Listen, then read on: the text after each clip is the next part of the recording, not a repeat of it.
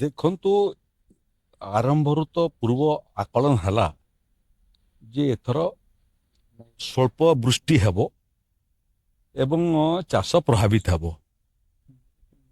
କିନ୍ତୁ ପ୍ରାୟ ଗୋଟିଏ ସପ୍ତାହରୁ ଅଧିକ ହେବ ଓଡ଼ିଶାର ବିଭିନ୍ନ ଜାଗାରେ ପ୍ରବଳରୁ ପ୍ରବଳତର ବର୍ଷା ମଧ୍ୟ ହେଇଛି। ଏ ବାବଦରେ ବଲାଙ୍ଗୀର ଜିଲ୍ଲାର ରିପୋର୍ଟ ଆମ ପାଖରେ ହସ୍ତଗତ ହୋଇଛି। କଟକ ଜିଲ୍ଲାରେ ମଧ୍ୟ ଆଠଗଡ଼ ବଡ଼ମ୍ବା ଠାରୁ ଆରମ୍ଭ କରିକିରି ଉପକୂଳ ଅଞ୍ଚଳର ମଧ୍ୟ ବିଭିନ୍ନ ଜାଗାରେ ପ୍ରବଳ ବର୍ଷା କାରଣରୁ ଚାଷ ଜମି ପ୍ରଭାବିତ ହେଇଛି। କଟକରେ ତ ଆମେ ଲୋକଙ୍କୁ ତାଙ୍କର ପ୍ରଭାବିତ ଅଞ୍ଚଳରୁ ବାହାର କରିକିରି ଆଶ୍ରୟସ୍ଥଳୀକୁ ମଧ୍ୟ ନେଇଥିଲୁ ଏବଂ ରୋଷେଇ ଖାଦ୍ୟ ଠାରୁ ଆରମ୍ଭ କରିକିରି ଡ୍ରାଏ ରାସନ ପର୍ଯ୍ୟନ୍ତ ଆବଣ୍ଟନ କରିଥିଲୁ।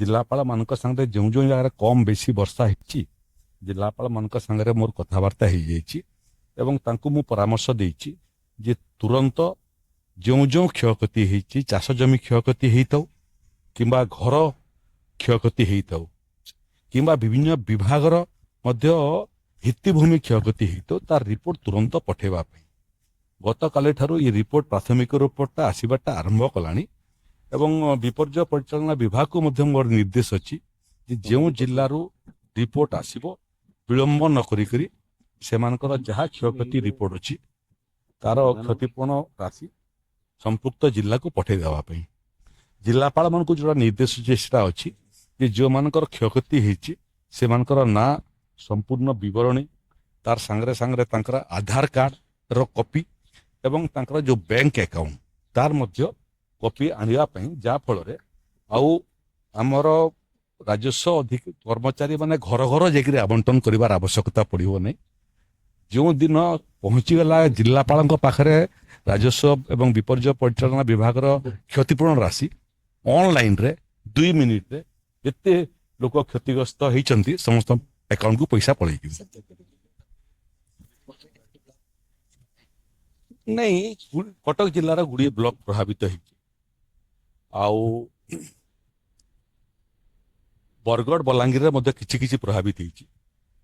ସମସ୍ୟା ହେଉଛି ଯେ ଚାଷ ଆରମ୍ଭ ହେଲା ବେଳକୁ ଏଭଳିଆ ଘଟଣା ଘଟିଲା। ବ୍ୟବସ୍ଥା ଯେଉଁଟା ଅଛି ଷ୍ଟାଣ୍ଡିଂ କ୍ରପକୁ ଆମେ ଷ୍ଟାଣ୍ଡିଂ କ୍ରପ୍ କ୍ଷତି ହେଲେ ତାର କ୍ଷତିପୂରଣ ରାଶି ଆମେ ଦେଇଥାଉ କିନ୍ତୁ ଚାଷ ଆରମ୍ଭ ହେଲା ବେଳକୁ ଯେଉଁଟା କ୍ଷତି ହେଉଛି ଗତ ବର୍ଷ ମଧ୍ୟ ବାଲେଶ୍ୱରରେ ଏଭଳିଆ କ୍ଷତି ହେଇଥିଲା ତାକୁ ଆମେ ଆଇନର ସଂଶୋଧନ କରିକିରି ସେମାନଙ୍କ ପାଇଁ ମଧ୍ୟ କ୍ଷତିପୂରଣ ରାଶି ପ୍ରଦାନ କରିଥିଲୁ। ତେଣୁ ଯେଉଁ ବର୍ଷା ହେଇଛି ଚାଷୀ କୂଳ ଯେଉଁମାନେ ଏହା ଦ୍ୱାରା ପ୍ରଭାବିତ ହେଇଛନ୍ତି ଆଦୌ ବିଚଳିତ ହୁଅନ୍ତୁ ନାହିଁ। ରାଜ୍ୟ ସରକାର ସେ ସମସ୍ତଙ୍କର ପଛରେ ହିମାଳୟ ଭଳିଆ ଛିଡ଼ା ହେଇଛି।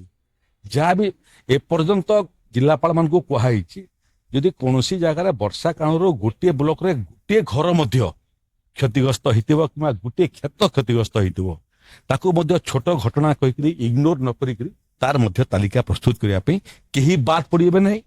ସମସ୍ତ କ୍ଷତିଗ୍ରସ୍ତ ଚାଷୀ କ୍ଷତିପୂରଣ ପାଇବେ। ଘର କ୍ଷତି ହେଇଥିଲେ ଘରର କ୍ଷତିପୂରଣ, ଚାଷ କ୍ଷତି ହେଇଥିଲେ ଚାଷର କ୍ଷତି। ଶୁଦ୍ଧିକରଣ ନେଇକା ପ୍ରତ୍ୟେକ ଜିଲ୍ଲାର ହେଡକ୍ୱାର୍ଟର ଏବଂ ଉପଖଣ୍ଡ ସ୍ତରୀୟ ନିର୍ଦ୍ଦେଶ ଦିଆଯାଇଛି 6 ମାସ ଭିତରେ।